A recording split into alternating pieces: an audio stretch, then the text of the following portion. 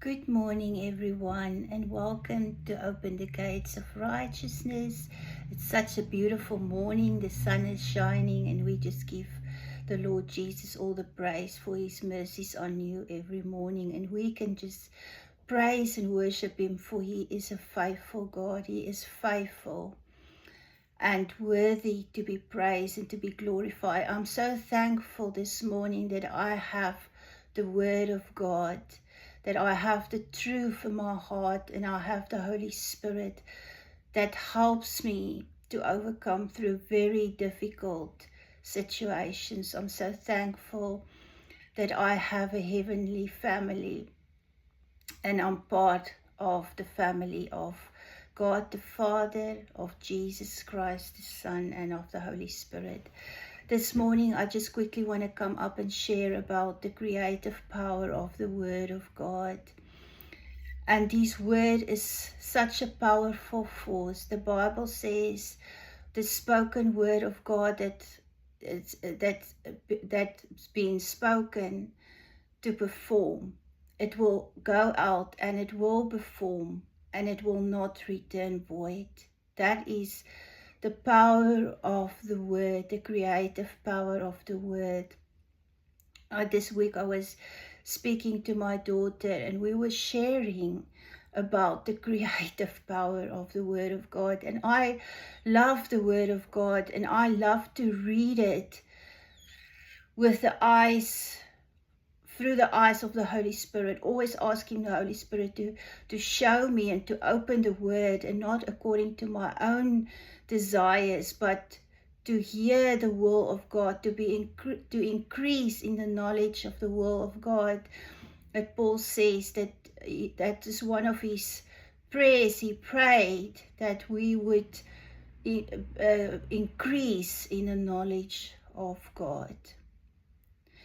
And that is important in our days now. In this world we see is chaos and disorder and confusion, and everyone has its own beliefs, if I can say it like that. Everyone has its own beliefs and own mindset, but we have to be renewed according to God's Word, to what He says. That is our standard.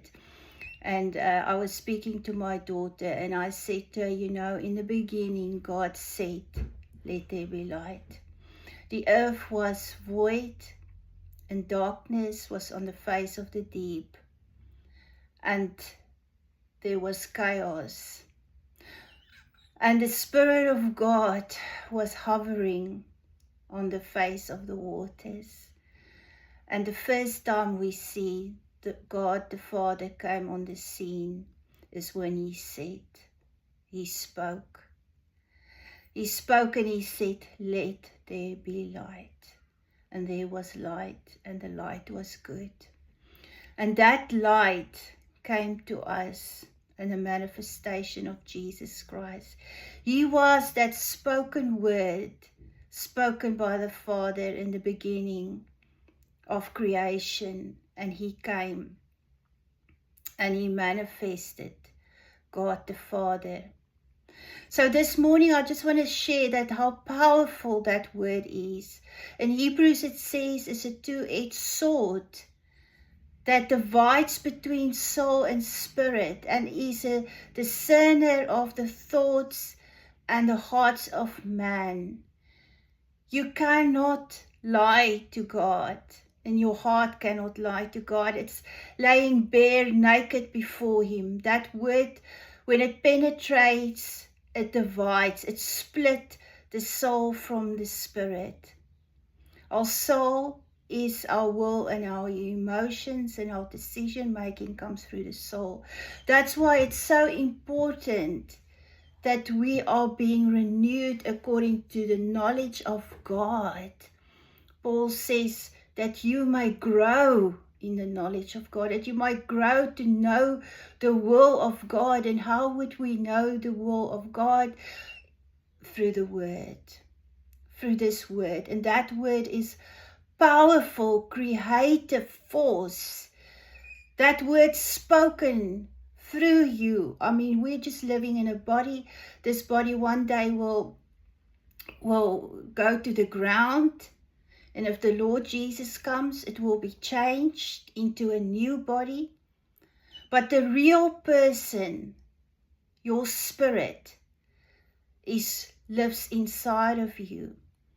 And that spirit is renewed and should be renewed to the word of God when you are born again. When you've become born again, your spirit changes. You receive the Spirit of God that comes and resides in you. And you should be able to hear the Spirit, because He always points you to the Word, and He will always point you to Christ, which is the Word of God. And I just quickly want to share this, what my father, he was talking about the impressions of God on display. And I'm not going to share the whole piece. I just want to mention this with what is going on in this world and what we see in the church and what we see is busy happening now, that it's much more important that we realize the power of the Word of God, and that we read the Word of God for ourselves, and that we speak the Word of God, because it has creative power. It performs through the power of the Holy Spirit, spoken through you, through the Spirit of God inside of you, through faith. He says faith comes by hearing, and hearing the Word of God. So he says that the human race is very fragile and vulnerable. There are entities, principalities, and powers that control them totally. So the human race, the unsafe, and even those that claim to be Christians can be controlled by entities and powers. That's why we need to get to the place where we receive complete freedom in our souls. The enemy cannot enter our spirit, because when you are born again, your spirit belongs to God.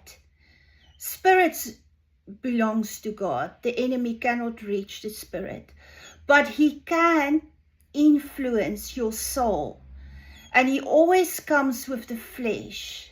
He always comes with the flesh. That's why it's so important that we are being filled with the Word of God, so that we bear fruit. Like I say, it has creative power. It is the seed that produces. Jesus explained this through the parable of the sower that sows the seed. And the seed falls on the heart. And when the heart is not hard, because out of the issues of, it says the issues of life is in your heart. Out of your heart flows the issues of life. And that is adultery, hatred, anger, pride, all those things. It flows from the heart. But when you received a new heart from Jesus, it produces good fruit, which is love, laying your life down for one another, loving the Lord, loving what is good and right and beautiful. The standard is the Word. We can see in the Word of God what is good, what is right, and what is powerful. And he says they are under the control of the enemy, so that we don't know what is fake and lies and what can be trusted. But one thing we can be trusted, that we can trust, is the Word of God, because that is the truth and that is the power. And we see how powerful this Word is. And I'll go back to when Jesus was walking on earth. He was the Word, and he spoke through the Spirit of God. And you know the centurion that came to Jesus, and he said to him that his servant was sick. And this is the most powerful scripture. There are so many powerful scriptures, but I really love this specific verse. And Jesus said to the centurion, he said, I will come to your house. And he said to the Lord, Lord, I am not worthy that you should come under my roof. I'm not worthy. Don't come. He says, but speak a word. Oh my goodness. Isn't that powerful? But speak a word, and my servant will be healed. Two things are at work here. Faith and the word and the Spirit of God. Because he obviously heard of Jesus. He recognized the word and the authority that came through the Holy Spirit was upon Jesus Christ. And he knew that Jesus just need to speak the word of God. And his servant will be healed. And Jesus said to him, in all his walk in Jerusalem, he has never seen such faith. Such faith to believe in the word of God. He believed because he said, I also have servants. I tell them, go and do that. And I know I am a man under authority. I have authority above me. And if that authority says, go and do this, I will go and I will do that. And he recognized that Jesus was a man of authority and he had servants under him. And that he can only speak the word of God. And it will perform what he says. Oh my word, it is powerful. So this morning I want to leave you with that. Know the word of God. Start declaring, speaking the word of God, because Jesus said, speak to the mountain. Speak to the mountain. It has to fall. If you have faith like a mustard seed, that mountain has to fall. And if in the book of Ezekiel, God said to the prophet Ezekiel, he said, speak to the dry bones. Tell those dry bones to rise up and be covered with flesh. And the moment it was covered with, God breathed his spirit into the dry bones. And he said, speak to the wind. So right through the Bible, we see the creative power of speech, of the word of the living God. So this morning, whatever you may face, and if you're not a child of God, get to know the word of God, because he is the power of God is in the word, which is Christ Jesus. And you're not going to make it in this world if you are not established in the word, established in the Christ, because you will be tossed to and fro. You will be tossed to and fro like the wind, like a little leaf from one side to the next. We need to know the word of God and the power that lies in the word, and start speaking as a body the word of God, and it will go out and it will raise up those dry bones. It will open the blind eyes. It will open the deaf ears. It will remove the hardened hearts into hearts of the heart of Christ. It will be a heart of Christ will be replaced in your spirit. A heart that is open, that receives the word and produce fruit. Multiplications of fruit. And you will be transformed into the image of Jesus Christ.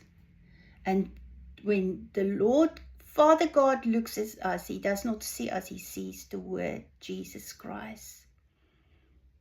And we will be the light in a dark world. That what we need to be here. We are here for a purpose and for a reason until our time is up. And I don't want to one day stand before the throne room of God. I always say it to my mom. I do not want to stand there ashamed that I haven't done what God told me and commanded me to do. I do not want to stand ashamed before his throne room. I want to live for him, being established in him, being filled with the word of God.